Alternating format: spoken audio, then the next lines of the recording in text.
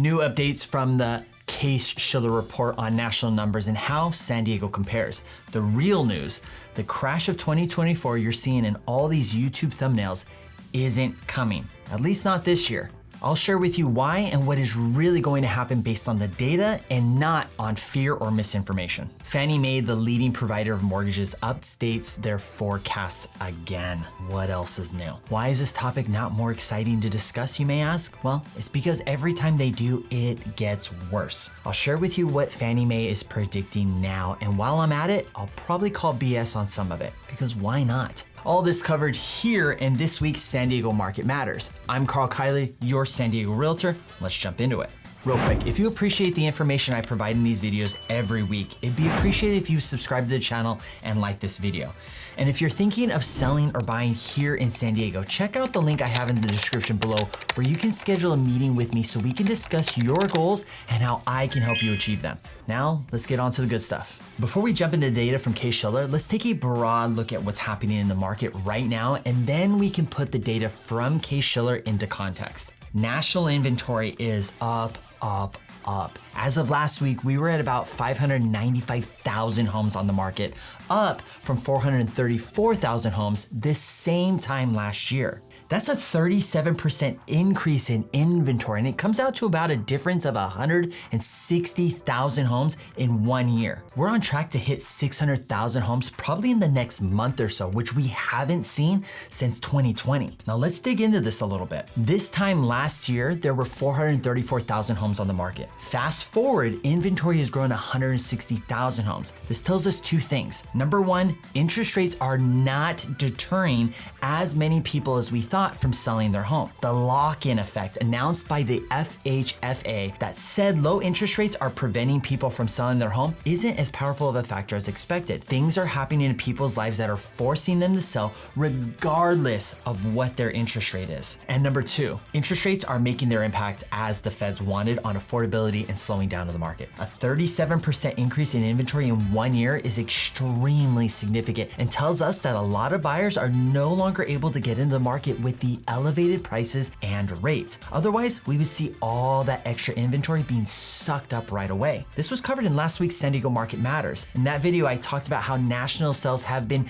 trending downwards for months. All this national info is fine and dandy, but that's not what you are here for. Let's zero in on San Diego and see how we compare with the national trends. In the third week of May, San Diego inventory is quickly approaching 4,000 homes. Inventory came in at 3,866. Rewind to May of 2023, and May wrapped up the month with barely 2,300 homes, 2,312 to be exact. That's a 41% increase in inventory, really close to what we're seeing nationally. At the same time, 511 homes went into escrow this last week, and guess what? 511 homes went into escrow the last week of May of 2023. So inventory is growing, but the number of homes accepting offers isn't. This is good news for buyers. This means that there are more homes to preview. For sellers, pricing strategy is becoming more and more significant. But let's put some things into context. Pre-COVID inventory peak was in September of 2018 at about 15,000 homes. Now we're a long ways away from those kind of numbers inventory-wise, but if inventory continues to grow at the same rate, we could see a 15,000 home inventory in like 3 to 4 years. I need to touch on this really quick. Pre-pandemic levels sat around 15,000 homes on the market, but interest rates back then were around 4%. If we keep our interest rates the way they are and our inventory grows to 15,000 homes, that would be a much different environment for buyers and sellers than it was prior to the pandemic. Before the pandemic, it was a seller's market. In most cases, buyers were having to give the sellers what they asked for in price. Frequent bidding wars were the case, but not to the extent we saw post-pandemic. Keep in mind, people keep pointing out that we're way off from pre-pandemic inventory levels, and that is correct. At the same time, we're way off from pre-pandemic interest rates too. What I'm proposing is that if we keep rates where they are, it's possible that we can retain a relative seller's market here in San Diego until we get our inventory up to about 10,000.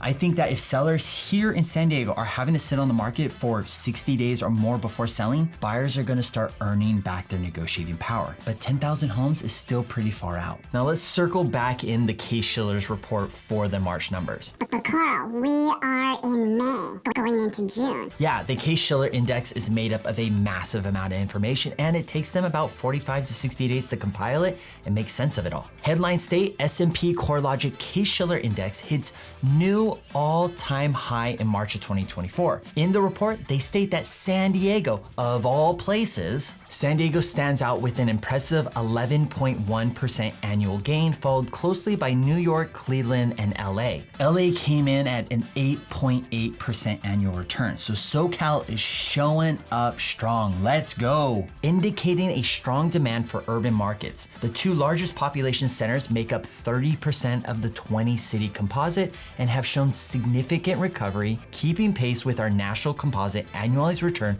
of 9.9% since 2020. Okay, that was kind of dense. Bottom line, what you want to take away from that is that the largest metropolitan areas are showing good growth up until March, strength in recovery, and positive year-over-year gains.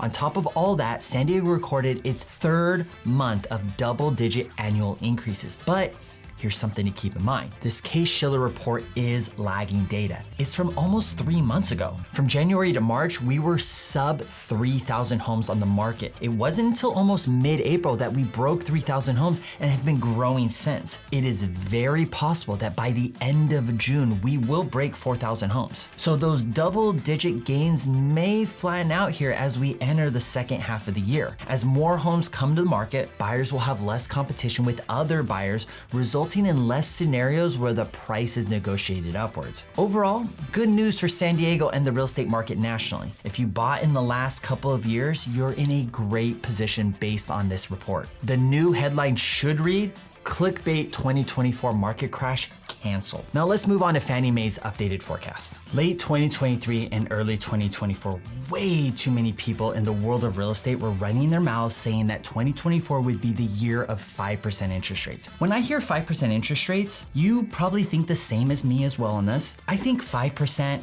5.25, or 5.5, not 5.99. That's Walmart pricing for 6. Come on now. While real estate agents were running their mouths about how buyers should get into the market now and refi later once rates come down into the 5s, I was in the background asking, why would the government drop interest rates that much with inflation the way it was? Now, it didn't help that the Feds announced in December that they were going to do 6 rate cuts in 2024, which by the way, we haven't even seen one yet. The fact of the matter is that something pretty bad has to happen for rates to go down deep into that 5% range. Now let's jump into this and see the updated Fannie Mae forecast. We'll start with this tweet by Lance Lambert, and then we can take a look at the actual report. This month's revised forecast suggests that rates will stay at 7.1% until the fourth quarter, and then they'll drop to 7. All of Fannie Mae's forecasts are now higher by 1/4 to 1/2 point from the previous forecast the month earlier. This finally seems reasonable, but not exactly in alignment with what a lot of others are suggesting. Bank boss Jamie Dimon, Chase CEO, believes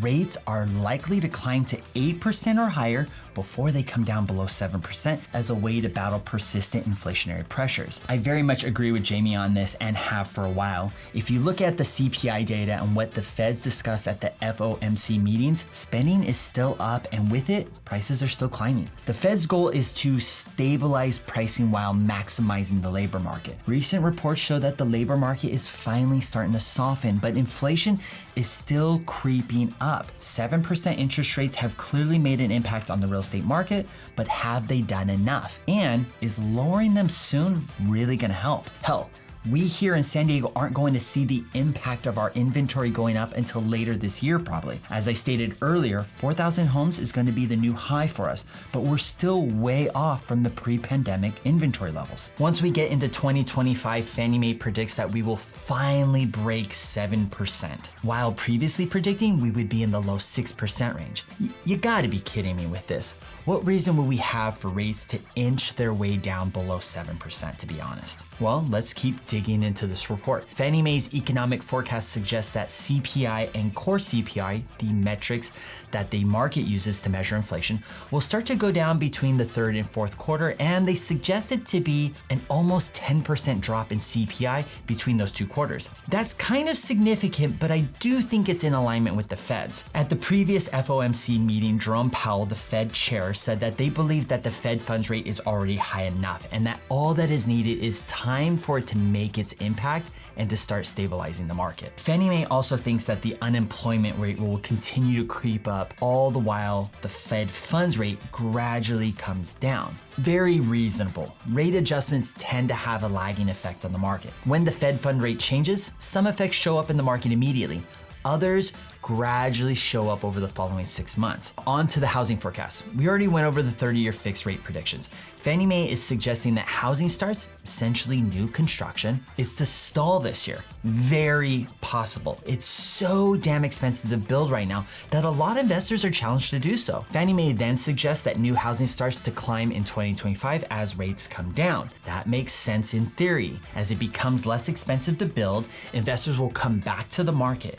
But in that case, housing starts are heavily dependent on rates coming down. Lastly, total home sales. This is where I'm gonna call BS. Fannie Mae's forecast is that total home sales will continue to climb despite interest rates not changing much this year. If we defer to the data though, total sales year over year have been on the decline nationally for months. So where the hell does Fannie Mae think these sales are going to come from? If rates come down next year as they're forecasting, then yeah, an increase in sales makes absolute sense if prices sustain in the meantime. The big factor we have to take into account is affordability. With significant year-over-year inventory on the rise nationally and locally here in San Diego, how many of those homes are actually affordable to the majority of buyers? Now check this out. A general search here in San Diego of all the homes on the market at the time I did this comes out to 3,571. If I put a cap on the list price at 1.5 million, over 30% of the market is eliminated. That means that 1/3 of the San Diego market is over 1.5 million. If I put a cap on the list price at 1 million, then we only have 1,709 homes available. Over half of the San Diego market is over $1 million. This comes down to affordability. Buying over $1 million is manageable if you have a significant down payment, which usually comes from selling another property. But for first-time buyers, they are challenged with affordability in these price ranges. Let me show you the numbers. $1 million purchase price with 0% down comes out with a payment of almost $9,000. $1 million purchase price with 20% down, the payment comes out to about $6,600. But for a first-time buyer, where are they coming up with $200,000, the 20%, for the down payment to get a payment sub $7,000? And what kind of income does a first-time buyer have to qualify to carry almost $7,000 a month in a monthly mortgage? Mind you, Fannie Mae's forecasts are based on national data, and national data is always good to keep an eye on because it gives us a general insight on where the country's economy is going. You must always be mindful of local data though. There will be highs and there will be lows throughout the country. If the national average growth in price is 6%, but someone says that their market is down 20%, then that means somewhere else the market is up 26%. That's how math works. And this is all the more reason why you ought to thumbs up this video and subscribe to the channel, because I provide this data to you regularly so you can stay not only up to date, but also ahead of everyone else that is only being fear-mongered by BS YouTube thumbnails and misinterpreted cherry-picked data from the news. And that's a wrap for this week's San Diego Market Matters video. If you found this information valuable, again, hit that like button and subscribe to my channel for the weekly updates on the San Diego real estate market. If you're looking to get an idea of what homes are going for, you can click on my property tours that should pop up somewhere around here. And lastly, if you're considering on selling or buying a property here in San Diego, don't hesitate to reach out for expert guidance tailored to your needs. As always, I'm Karl Kyler, your San Diego Realtor. I'll see you in the next video. Shh.